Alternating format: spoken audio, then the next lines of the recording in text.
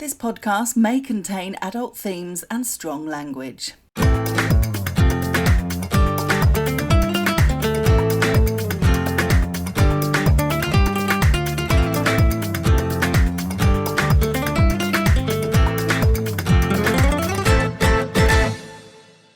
Hello and welcome to episode 67 of Marbella with him and her. He is PJ Lopez and she is Hannah Murray. Well, I'm actually on my own this week. This feels very, very weird, although I'm perfectly used to being in a room talking to myself on a microphone, because that's my day job on the radio, so it's not that weird. But it is weird in the podcast format because it's just Marbella with her today, because my husband's away. Yeah, I'm not that sad. It's been quite nice, really. Although he is slightly nervous that I don't want him back. But of course I do. Of course I do. What's been nice about this week, before PJ left Thursday morning, is no rehearsals, because we've been so busy with rehearsals for Lark in the Park and me with the choir.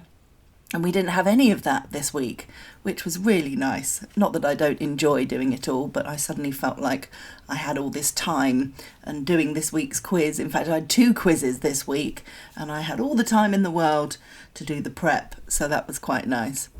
I did a fascinating interview on Monday with an amazing woman called Lou Featherstone, and she calls herself an accidental middle-aged influencer. And it had a similar vibe to an interview that I did last week with Kate Muir, talking about how to have an excellent midlife crisis or something like that. So Lou Featherstone is all about the self-love revolution. It started from her divorce, and she, wasn't in a great place, and then decided, no, I'm gonna be in an amazing place. And she got this bus and transformed it into a colourful, joyous, what's the word? Never mind, I haven't got PJ to correct me. Anyway, a joyous, beautiful, colourful bus. Then she did a tour around the States, which is where she was living at the time, and now she's touring around the UK, empowering women to dress however they like, do whatever they want, feel great. And yeah, it's just a great message. There seems to be a few women out there doing this kind of thing at the moment, particularly aimed at women at middle age or going through the menopause. And yeah, I love it. It's really positive and encouraging and supportive, and that's what we need to be as women. So yeah, really enjoyed chatting to her. On Wednesday evening, before PJ left, we went to see our friends Bill and Karen. They've recently moved, and they were nervous about moving because they loved where they lived before. So they, weren't particularly happy on being told that they had to move because their landlord wanted to sell. But now they're incredibly happy where they are. Their place is amazing. They're in an apartment. It's a little bit kind of inland from Selwo area towards Estepona on the coast. They've got a full-size indoor pool, a massive gym, a library area, 2 big outdoor pools and a children's pool, and the best bit, a chiringuito. They have their own chiringuito on site, which is amazing. I don't think I've ever been anywhere that has their own chiringuito on site. And Karen, who runs our choir and is a very successful and very good singer, has even got some singing gigs there, the first one on Monday, which is amazing. I mean, imagine living somewhere where you can get a singing gig. So they're both really happy there, and it's great to see. And we had some delicious food at their chiringuito, and looking forward to spending more time there over the summer because they've got everything you could possibly need. So that was a great experience. PJ left Thursday morning to the UK to go and spend some time with his stepdad.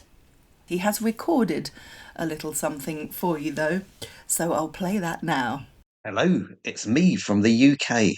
Thursday, I got up early and I got the bus from San Pedro at 7:10 in the morning. It's a great way to get to the airport. So it went via Marbella bus station and then went straight onto the airport. And I think the whole process took pretty much about an hour.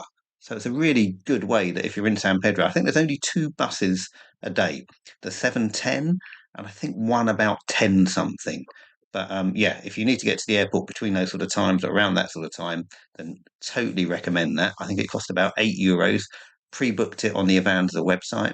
But if you can't do that, there is a kiosk on the boulevard. I'm sure you can get it there. When I got to the airport, there weren't too many queues, so it's quite easy to get through. And when I got through passport control, this threw me. Normally, we go left to gate B. Pretty much all planes I've got have been from gate B. But this one, I was flying with Wizz Air, and I've flown with them before and gone from gate B, but it sent me to gate C. I'm not sure I've ever been that way before. It's like a whole new area. Yeah, very exciting. It's like a bit of an adventure. So when I landed at Gatwick, which was a nice, easy flight when you fall asleep, we went straight to Tesco's and to Greg's to get a sausage roll, but they didn't have any hot ones. And this is what I don't get. So when you're getting down to your last 5, maybe 10 hot sausage rolls, surely you would just put some more in the oven. But there weren't any in the oven. He said they're going to be 20 minutes because he was going to put them in the oven when he realised there was only one hot sausage roll left. And we weren't going to wait 20 minutes for a sausage roll, so we had some cold ones. And then when we were going, he said, "Oh, do you still want your hot sausage rolls?" I nearly told him where to stick his hot sausage rolls. So the following morning, my stepfather wasn't feeling too well at all. He's had a bit of a chesty cough and yeah, just very down and not very good at the moment. So I tried to get a doctor's appointment. And oh my God, what a palaver it is to get a doctor's appointment in the UK now. So at the moment, some surgeries have gone to this e-form process thing. So you have to go online at a certain time.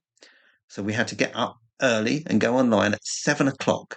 And you go onto this form and you have to fill in this long questionnaire about all your symptoms and what's the issue and what the problem is.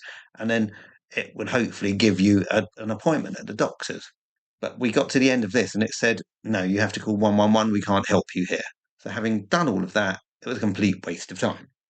So we called 111 and they then went through this massively long questionnaire asking tons of questions. And one of the symptoms he's got is that he's gone almost stone deaf. He can't hear anything. So, of course, he had to give them permission to talk to me. But they're asking him, is it okay if we have permission to talk to your son? And he's saying, I can't hear you. Oh, well, we need you to give permission to talk to your son. I can't hear you. And this was going backwards and forwards. So eventually we got the permission and I was talking to them and we went through all of this questionnaire. And when we got to the end of it, they said, right, we can't give a doctor's appointment. We're going to have to get a paramedic and the ambulance service to call you back. And we're like, we don't want a paramedic. We don't want an ambulance. We just want a doctor's appointment. We think he has a chest infection and he just needs some antibiotics. He's not about to keel over. He's not about to need an ambulance. He just needs a doctor's appointment. No, she wasn't having any of that. So anyway, I then called the doctor's surgery because they opened at 8 o'clock and she said they can't give appointments, but they told me to ring 111 back again and ask them to send it down the line to get the appointment. So she was very, very helpful. So I did that. And when I rang 111 back, it was a new person. And of course, they didn't have any of the notes of what we did before. They'd lost them. So they wanted to do this whole questionnaire again. And I just told them no, because by this time, my stepfather had fallen asleep and I wasn't going to wake him up to go through this process again. So they then said, right, we'll have to get you a paramedic. And I said, don't want a paramedic. He just needs an appointment. I said, and they said to ring you back and send it down the line. So he said, no, got to get a paramedic to call you back. So anyway, after that, I got a phone call from the doctor's surgery. And basically, she gave me this amazing hack to get around the system and get it up the line to them immediately, which I did. It wasn't the appointment section, but I'm not going to say too much because it was a very, very helpful thing that she did. Anyway, 15 minutes later, she called back with a doctor's appointment. So we achieved it in the end after about an hour, which when somebody's ill and elderly, come on, that's not the way to try and get a doctor's appointment. So that's my rant of the day about the UK. While I'm here, I've been cutting the grass. It hadn't been done for a while, so it was quite long. But I did the front garden and I've got that down to a perfection now. It's nice and short and it looks like a proper lawn again. But I did manage to burn out the hover mower. So we had to go out and buy a new hover mower. It's also been a heat wave here in the UK. So packing was easy. All I needed was my shorts and t-shirts. Didn't take up much room at all. So hand luggage was easy this time. Normally I'm really stuffing it in and trying to really make it work. But yeah, it was a cinch this time. Spoke to Hannah a few times, and it does sound like she's enjoying the single life over there in San Pedro. So I'm not sure she's going to be that happy that I'm back. But we'll find out when we do next week's podcast. And that is your news flash and your update from the UK. We will resume normal service as of next week. Oh, bless him. I can't believe he doesn't think I want him to come home. Of course I want him to come home. In fact, the day after he left, things started to go a little bit wrong and made me think, oh, it's typical that this happens while PJ's away. On Friday morning, I went to my eyelash appointment in Estepona, as you do, and came out all excited, raring to go, because I'd booked a couple of beds for myself and Amy at Los Espigones, the beach between San Pedro and Puerto Banus, and booked a table for lunch and everything, and we were going to have a beach day and a nice little catch-up. I came out to get in the car, and there were these two old boys opposite me that were saying something in Spanish and pointing at something, and I thought I'd dropped something, and I'm looking around the floor thinking, what are they saying? Then I realised I had the flattest tyre known to man, and stood there for a few seconds just going, oh no, oh no. So what do you do? I phoned PJ and said, what do I do? I felt like a bit of a useless, silly woman, which is crazy because I'm perfectly capable, having driven a tuk-tuk across India, and I did manage to sort it all out, kind of. So I went through all the paperwork in the car, because it's a rental car. We rent through Sabadell, the bank, long-term rental, obviously. And there was a phone number, massive letters, that said it was available 7 days a week, 24 hours a day, 365 days a year. Aha, that's the number to call. So I called them 3 times, and each time it didn't connect. I mean, it didn't ring, number not working. And PJ said, maybe because it's a 900 number, maybe you can't call it from a mobile. Which, when you think about the fact that it's in the car in case of emergency, you're not going to have a landline in your car, are you? So that's pretty stupid, unless they've just changed the number. But either way, it was not available 7 days a week, 365 days a year. So then I thought, oh, now what do I do? So I phoned Vanessa, receptionist at Talk Radio Europe, who's extremely handy and extremely helpful, and she said, take a photograph of all your paperwork, send it to me, and I'll see what I can do. So she said, give me 10 minutes. So I was like, thank you so much, thank you. So I walked up the road and had a bit of toast and tomato and an orange juice and a coffee. Had barely sat down. I'd ordered, it hadn't arrived yet, and she messaged or phoned and said, okay, there's a grower on his way, probably be about 10-15 minutes. I was like, what? That soon? Oh my God, thank you so much. And I was thinking, oh, what do I do with my breakfast? And she said, you'll get a message from the grower it's called, the guy that comes along and takes your car, and you as well. And it said that he'd be about 90 minutes. So I was like, okay, so I can relax. So I had my breakfast and everything. I was in touch with Amy, explaining the situation, who said, oh, is there anything I can do? I can come pick you up. But obviously I needed to stay there and wait with the car. I was messaging PJ, letting him know what was happening. Got in touch with my dad, told him what was happening. And then the grower arrived in under an hour, which was amazing. So it got it all sorted. He tried to fix it. First of all, he wanted to see if he could fix the puncture, which would have been obviously far easier. But he said the hole was way too big to be fixed, so the tyre needed to be changed. But we've had a puncture that we fixed before in this particular tyre. It was the one when PJ was driving me, Nikki and Lottie to the airport to go to Taylor Swift last summer, and we had a puncture, which was horrendous timing. So we had to call a taxi to get us to the rest of the journey to the airport. So that was a bit squeaky bum time.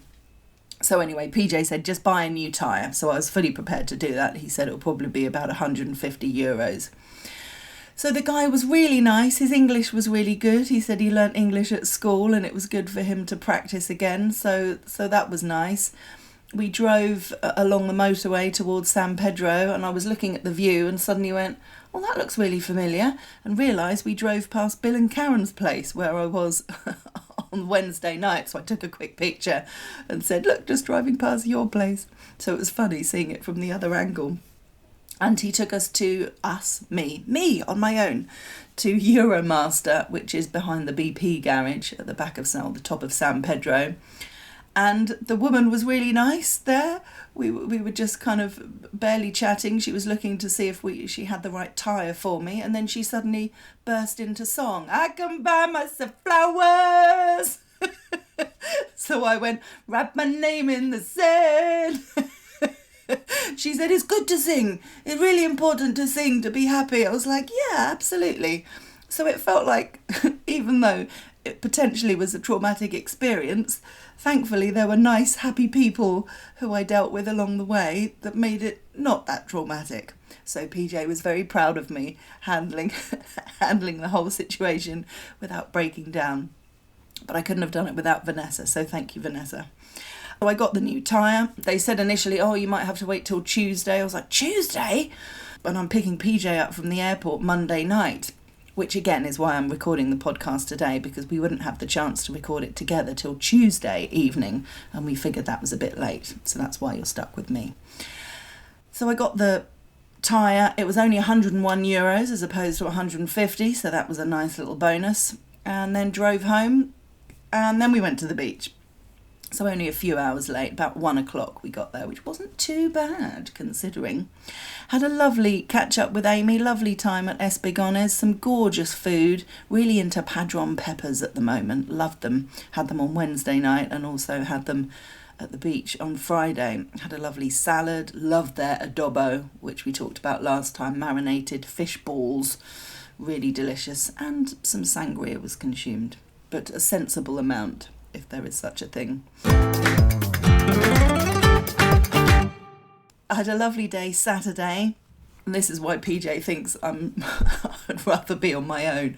I just kind of got up and pottered and did what I needed to do. I had a couple of Vinted packages to pick up. I had one to deliver.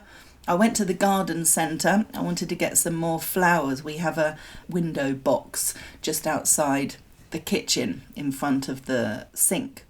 And think plants don't last there at all because they don't get any sun. I keep them watered, but they don't seem to last. So I wanted to replace them. So I asked in the garden centre about flowers that don't need any sun. So I replaced those. They look really nice. And I decided to get a selection of seeds for Vanessa.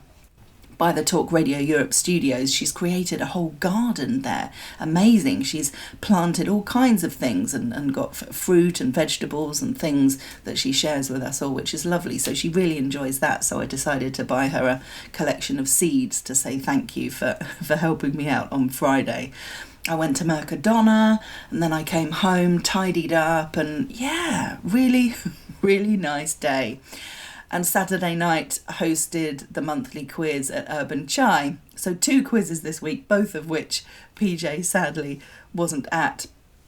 And you know, we were joking a few weeks ago about winning the money round and how Maeve and PJ and Debbie and Peter and Adrian, when they were all together and Aoife was away, they won the quiz and they also won the money round. And Aoife was gutted because she was like, this is my aim to win the sweets. Sorry, not the money round, the long shot question, where you have to have a guess at a numerical question and the team that guesses closest wins a bag of sweets. And that was like Aoife's thing that she desperately wanted to do. So on Thursday night at the Hogan Stand quiz, not only did Aoife's team win the long shot and win the sweets, they guessed exactly right. So my question, it's quite a fun one, was out of the, I can't remember how many it was, like 689, I think, something like that. Out of the 689 people featured on the bio tapestry, how many of them were women? That was my question. So it's not something people should know, it's a guessing one. 2 teams guessed 1, 1 team guessed 2, and another team guessed 3. Bearing in mind other teams guessed like 100 and something, 80 something, 200 and something. You know, it's a pure guess. The answer was 3. So there were 2 teams that were really close and 1 team that was on the nose. And I've never seen anyone as delighted and excited as Aoife to win the sweets and be exactly right. So that was very exciting. And then Urban Chai Quiz on Saturday was also a great night. And my dad's team, the Smuts, won the quiz. Something I wanted to mention that I haven't been to yet that I really, really want to. I've seen a few people have gone and said they highly recommend it. There's a Van Gogh exhibition that's in Estepona till I think the end of September. It's running throughout the summer. And it's one of those, you've probably seen them online. It's an immersive experience where you're walking around and everything's kind of 3D and there's lots of lights. It looks spectacular. And apparently it really is. So if you're interested in that, have a look into it. It's running to the end of September, I think, in Estepona. A few articles from the Sur in English. There was one that made me smile. A Costa del Sol lifeguard Paw Patrol grabs international attention. Even CNN is talking about it. Basically, there's a beach rescue service on the Axarquia coastline of Malaga province, which is the other side of Malaga, the other side of the airport. They've enlisted 5 dogs, that's 4 Labradors and a King Poodle. It's a dog trainer, a guy who's been a dog trainer for decades, and he specialises in canine water rescue units, which sounds amazing. So it's like a proper Paw Patrol, and it's gained international press, which is really exciting. There was another piece which PJ will be excited to see. The list of the 50 best restaurants in the world has been released. And rather excitingly, Spain is the only country with 2 in the top 5. Which is amazing. What an achievement. And they're not just Europe, that is the whole world. There's one in the Basque country, which I'm not even going to attempt to pronounce because there's lots of X's in it and I'll sound like an idiot. Well, happens, doesn't it? But anyway. And then there's one in Madrid called, again, I'm not sure how you say it, Diver XO. That's how it's written. Whether it's pronounced completely differently, I'm not sure. But it looks good, and next time we're in Madrid, we should definitely check it out, although it's probably ridiculously expensive, but we'll have a look anyway. Interestingly, the restaurant that was number 1 was in Peru. And we've sampled Peruvian food a few times. We love it. It's where ceviche comes from, which is one of our favourite things. And we've really got into Japeruvian, which is a mixture of Japanese and Peruvian, which is quite the thing. So yeah, I was excited to see that was number 1. And there's actually 2 restaurants from Peru in the top 10. So Peru doing really well. There was one in Mexico and one in Argentina. This is just in the top 10. So yeah, maybe we'll start making our way through the list. That would be nice, wouldn't it? Something that I thought sounded wonderful, really wanted to pass this information on. Marbella launches an assisted bathing service for people with reduced mobility on more of the resort's beaches. So this is around Marbella. It included San Pedro. So wherever you are in Marbella, if you have mobility issues, there was a picture of people in, what are they called?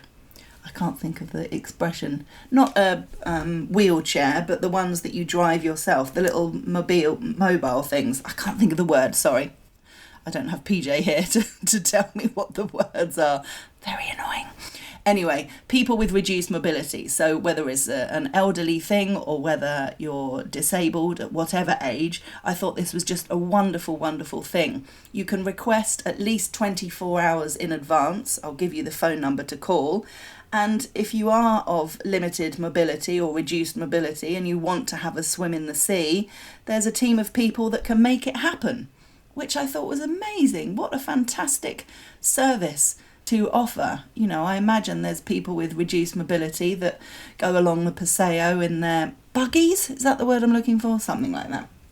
Or wheelchairs and think they'd love to swim in the sea but aren't able to because of their reduced mobility. So if you'd like to check that out, the number to call is 658 618 333, and that's in Marbella. And there was another piece I wanted to mention about Alan Boardman, who was on my radio show this week with his wife Jenny. The headline was "Pesky Small Change for Kudeka Campaign Raises Almost €2,000." I think we've mentioned this before. They had basically established 18 drop-off points on the Costa del Sol, encouraging people to take in their small change for Cudeca and see how much money they could get together. And they've raised almost 2,000 euros. And I had them on my radio show this week because they've just completed the Camino Frances, which is the last part of the Camino de Santiago. And they raised over 1,000 euros for that, which is amazing. So we had a lovely chat about what it was like and the different people they met along the way and the challenges. They said it was a lot hillier than they thought. They expected it to be quite flat, so they were surprised with that. They managed to not really harm their feet with lots of blisters or things, so they really enjoyed the experience. It was tough, but they enjoyed it, did really well, and raised over 1,000 euros for Cudeca. And I managed to say on the radio how instrumental Cudeca were in the last few days of my mum's life. They really, even though mum didn't have cancer, a lot of people think Cudeca is a cancer care hospice, because that's how it was sort of marketed initially, but it's end of life care, so it doesn't matter what the patient is suffering with. It's helping them and the family with end-of-life care. And they were amazing. When we got mum home, we'd been told by the doctors that she literally had days left, which was obviously heartbreaking for my dad and I, and we needed to give her morphine and things. So we got in touch with Cudeca, who came over and showed Dad and I how to do it, so we were able to do it ourselves for the last couple of days. So Cudeca were fantastic. And I managed to talk about it then and now without crying. So yay me. I'm going to leave it there for today because it's not the same without him. So we will be back as normal next week. Have a great week. It is goodbye from him. And it's goodbye from her.